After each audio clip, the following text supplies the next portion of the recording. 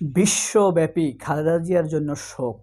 সারা পৃথিবীর মুসলিম দেশগুলো তাদের প্রতিনিধি পাঠিয়েছে খালেদা জিয়ার জানাজায় অংশগ্রহণ করার জন্য। জাতিসংঘ থেকে আমেরিকা, আমেরিকান এম্বাসি থেকে চায়না এম্বাসি, সবখানেই শোকের নিস্তব্ধতা, কালো ছায়া। এর মধ্যে দ্বিচারিতা, মুনাফিকি, ব্যবসা সব কিছুই চলেছে। প্রথম আলো তো রীতিমতো খালেদা জিয়াকে বিক্রি করে দিয়েছে। তাদের প্রথম পৃষ্ঠায় 4টি বিজ্ঞাপন দিয়ে ভরে রেখেছে। আপনাদেরকে আমার দেশ দেখিয়েছি। আমার দেশ নিজস্ব সংবাদ প্রকাশ করেছে একটি পৃষ্ঠা বাড়তি দিয়ে। খালেদা জিয়াকে নিয়ে তারা কোনো ব্যবসা করেনি, কিন্তু প্রথম আলো ঠিকই ব্যবসা করে নিয়েছে। সেন্টিমেন্টকে কাজে লাগিয়ে তারা বিক্রি করে দিয়েছে খালেদা জিয়াকে পর্যন্ত। এটা অনেকটা রুমিন ফারহানার মতো। রুমিন ফারহানা যেরকম সংসদে গিয়েছে কথা বলার জন্য, কিন্তু সে হাসিনার কাছে প্লট চেয়ে সুযোগ সুবিধা নিয়েছে। এ যেন ফখরুলের মতো। খালেদা জিয়া জেলে বন্দি, খালেদা জিয়ার সাথে অকৃত্রিম বন্ধু, বিপদের পাশে থাকা মানুষ ফাতেমা সবসময় পাশে ছিল। কিন্তু যারা ব্যবসা করার তারা ঠিকই করবে। আপনি বিএনপির মধ্যে অনেক লোক দেখবেন যারা বিএনপির জন্য এখন অতি দরদি হয়ে গিয়েছে। তাদেরকে আপনি 2 মিনিটের যদি একটি স্মৃতিচারণ করতে দেন খালেদা জিয়ার জন্য, তারা সেটা করতে পারবে না। কারণ তাদের সাথে বেগম খালেদা জিয়ার কোনো স্মৃতি নেই। হাতে গোনা 2-1 জনের পাবেন, মারুফ কামাল খানের পাবেন। সে তো খালেদা জিয়ার কাছের লোক ছিল এবং সে বিএনপির অকৃত্রিম লোকই বলা যায়। আবার মুশফিক ফজল আনসারি অকৃত্রিম পাশে থাকার মানুষ, বিপদের বন্ধু বলা যায় বিএনপির। তাদেরকে আপনি স্মৃতিচারণ করলে দিলে তারা 2-4-10 ঘন্টা বলতে পারবে। কিন্তু এই যে মারুফ মল্লিক, AKM ওয়াহিদুজ্জামান, এখন মাহাদি আমিন, এদেরকে আপনি 1 মিনিটের স্মৃতিচারণ করতে দেন, পারবে না। হাউকাউ করবে, সেরা বিএনপি, সেরা সেরা সেরা, এটা 100 বার বলবে, কিন্তু আসল স্মৃতিচারণ করতে পারবে না। প্রথম আলোর এই কারবারটা দেখেছেন আপনারা? একটু দেখাই। এই যে প্রথম আলোর প্রিন্ট ভার্সন দেখতে পাচ্ছেন আপনারা। এই যে দেখেন খালেদা জিয়ার 2টি ছবি, মনে হয় যেন কি দরদ না, কিন্তু শেষে এসে দেখেন কি লেখা। একটার মধ্যে হলো বিকাশ, আরেকটার মধ্যে আছে ঢাকা ব্যাংক, অর্থাৎ তারা টাকা কামাই নিছে। এরপরে দেখেন, এই যে দেখেন, এরপরে আছে অরিয়ন। এটা প্রথম আলো গ্রুপেরই একটা ব্যবসা প্রতিষ্ঠান, শেয়ার হোল্ডার। এরপরে দেখেন ট্রান্সকম। হ্যাঁ, ট্রান্সকম কাদের? প্রথম আলোর মালিকই হইল ট্রান্সকম। এই হইল তাদের প্রথম পৃষ্ঠা, দেখছেন? তারা বিক্রি করে ফেলছে। এই হইল ফার্স্ট ফেজ, তারা বিজনেস করে নিছে। বেগম খালেদা জিয়া 80 বছর হায়াত পেয়েছেন। তার মধ্যে বলতে পারেন শেষ 20 বছর তার নির্যাতনেই কেটেছে।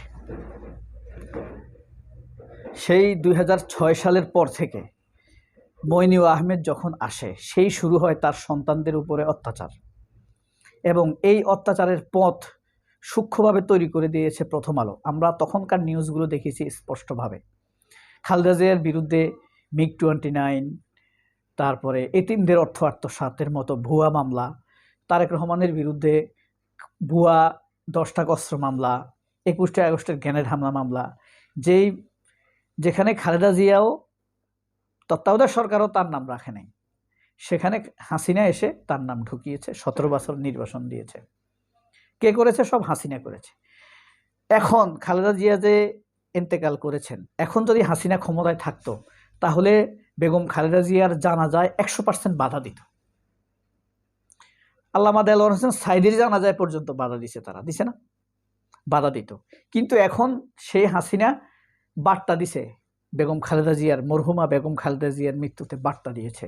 সেই বার্তা, হাসিনার বার্তা আবার প্রচার করেছে এই প্রথম আলো। এগুলো কি বিএনপি দেখছে না? বিএনপির বোদ্ধা যারা অতি উৎসাহী ভক্ত, তারা কি বুঝতে পারতেছে না?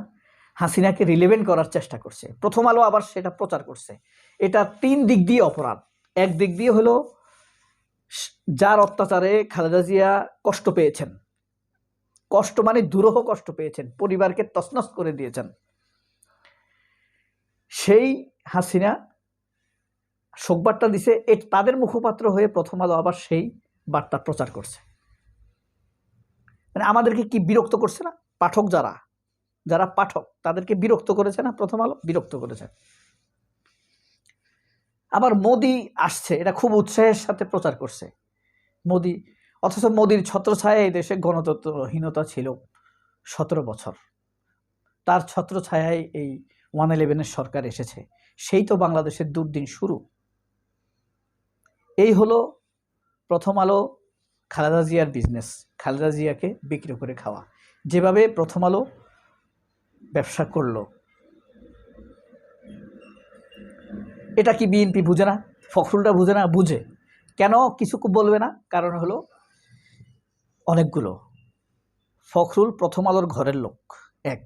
দ্বিতীয়ত ফখরুল আগে প্রথম আলোর যে সম্পাদক, সে যে রাজনীতি করেছে, ফখরুল সেই রাজনীতি করে। ফখরুলের নেতা ছিল এই মতিউর রহমান ছাত্র জীবনে।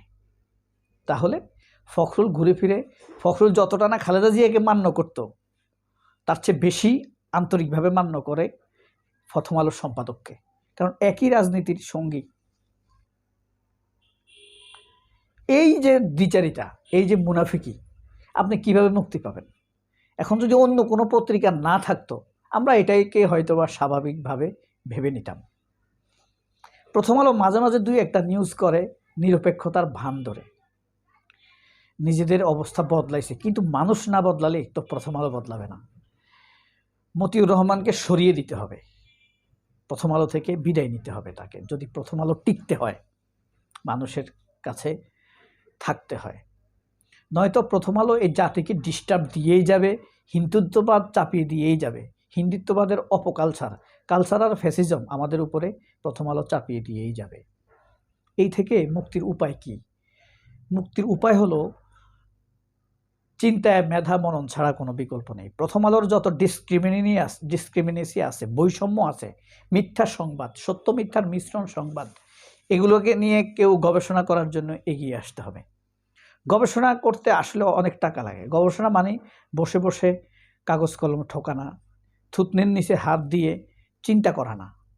গবেষণা মানে হলো তথ্য সংগ্রহ, বিশ্লেষণ, সেগুলোকে উপস্থাপনের উপযোগী করে তোলা। এই প্রথম আলোর মিথ্যা সংবাদ নিয়ে জাতিকে মিথ্যা সংবাদের হাত থেকে বাঁচাবার জন্য কোনো চিন্তাশীল মেধাবীকে অবশ্যই এগিয়ে আসতে হবে, ওসমান হাদির মতো। তবে প্রথম আলোর এই অত্যাচার থেকে মানুষ মুক্তি পাবার একটি সম্ভাবনা রয়েছে। আপনারা যে কোনো কেউ করতে পারেন। অথচ আপনাদেরকে আমার দেশ পত্রিকা দেখিয়েছিলাম না? এই যে দেখেন, আমার দেশ কোনো বিজ্ঞাপন দিয়েছে? দেয়নি। এটাই হলো সম্মান, এটাই হলো সম্মান। প্রথম আলো জীবনেও তাদের চরিত্র বদলাবে না, আমার একটা ধারণা। এই কারণে তাদেরকে ধরতে হবে মুখ চিপটি দিয়ে। এই কারণে আমার খুশি লাগে আগুন লাগানোর কারণে তাদের ভবনে। আরেকটা বলছে না, মেসেজ দিছে যে আমার নিঃশ্বাস বন্ধ হয়ে আসছে, অক্সিজেন পাচ্ছি না, এক সাংবাদিক। আসলে সে বাসায় থেকে দিছে, এটা ভুয়া, মানুষের সেন্টিমেন্টকে কাজে লাগানোর জন্য, আবেগতাড়িত করার জন্য, ভিকটিম সাজার জন্য। সবাই অনেক ভালো থাকবেন। আল্লাহ হাফেজ। আসসালামু আলাইকুম।